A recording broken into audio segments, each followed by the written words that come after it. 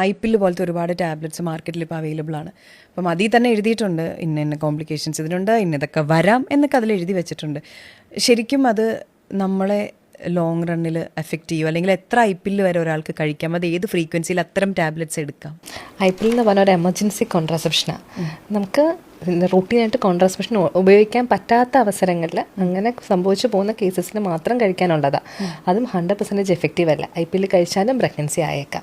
ഒരു ഐപിഎൽ കഴിക്കുന്നത് 3 മാസം ഓറൽ കോൺട്രാസെപ്റ്റീവ് പിൽസ് കഴിക്കുന്നതും ഒരേപോലെ സൈഡ് എഫക്ട്സ്, അതിൻ്റെ സൈഡ് എഫക്റ്റ് തന്നെയാണ് ഒരു ഐപിഎൽ കഴിക്കുന്നത്. പരിസ്ഥിതി കാണുന്ന പോലെ ഓരോ ആവശ്യത്തിന് എടുത്ത് കഴിക്കാൻ പറ്റുന്ന കാര്യമല്ല. ഇൻഫാക്ട് നമ്മളിപ്പോൾ നോക്കുമ്പോൾ ഒരു ഹോസ്പിറ്റലിൽ നമ്മൾ ചോദിച്ചു കഴിഞ്ഞാൽ ഒരു 10 സ്ത്രീകൾ അബോർഷന് വേണ്ടി, പ്രഗ്നൻസി വേണ്ട, അബോർഷന് വേണ്ടി വരുന്നുണ്ട്, ഒരു 8 എണ്ണം ഐപിഎൽ കഴിച്ചിട്ടായിരിക്കും വരുന്നത്. അപ്പോൾ അത്ര കോമൺ ഹൈ ഫെയിലിയർ റേറ്റ് ഉണ്ട്.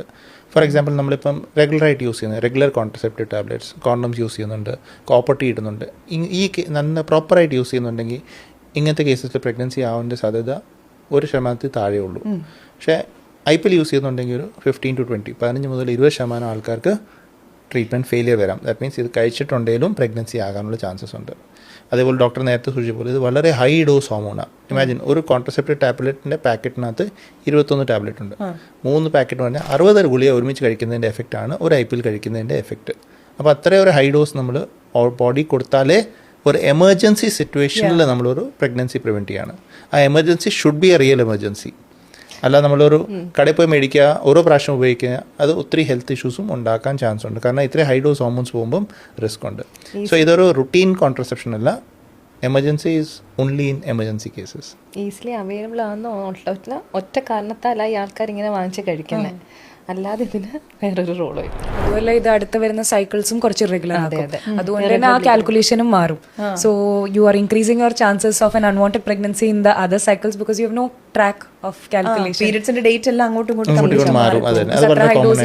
പലപ്പോഴും ബ്ലീഡിങ് വന്ന് നിൽക്കാതെ വരാറുണ്ട്, പീരിയഡ്സ് അങ്ങോട്ടും ഇങ്ങോട്ടും മാറും, ഒത്തിരി പ്രോബ്ലംസ് ഉണ്ട്. അപ്പോൾ നമ്മൾ റുട്ടീനായിട്ട് പറഞ്ഞാൽ കണ്ണടച്ചത് മേടിക്കുക വേണ്ട, വേറെ ആൾക്കാരെ അഡ്വൈസും ചെയ്യേണ്ട, ഒരു പ്രോപ്പറായിട്ടുള്ള മെത്തേഡ് യൂസ് ചെയ്യുന്നത് എപ്പോഴും നല്ല. പിന്നെ നമ്മൾ യങ്ങർ ഏജ് ഗ്രൂപ്പിൽ എപ്പോഴും കാണുന്നത് കോണ്ടംസ് യൂസ് ചെയ്യുന്ന ഏറ്റവും കോമൺ ആയിട്ട് കാണുന്നത്. അതിൻ്റെ ഒരു അഡ്വാൻറ്റേജ് പറഞ്ഞാൽ ഇപ്പം ഒത്തിരി പ്രീ മാരിറ്റൽ സെക്ഷൽ ഇൻ്റർകോഴ്സും നടക്കുന്നുണ്ട്. Young people are having sex. അപ്പം പലപ്പോഴും സെക്ഷലി ട്രാൻസ്മിറ്റഡ് ഇൻഫെക്ഷൻസിൻ്റെ റിസ്ക്കും ഉണ്ട്. അത് കോണ്ടം യൂസ് ചെയ്താലേ പ്രിവെൻറ്റ് ആവുള്ളൂ.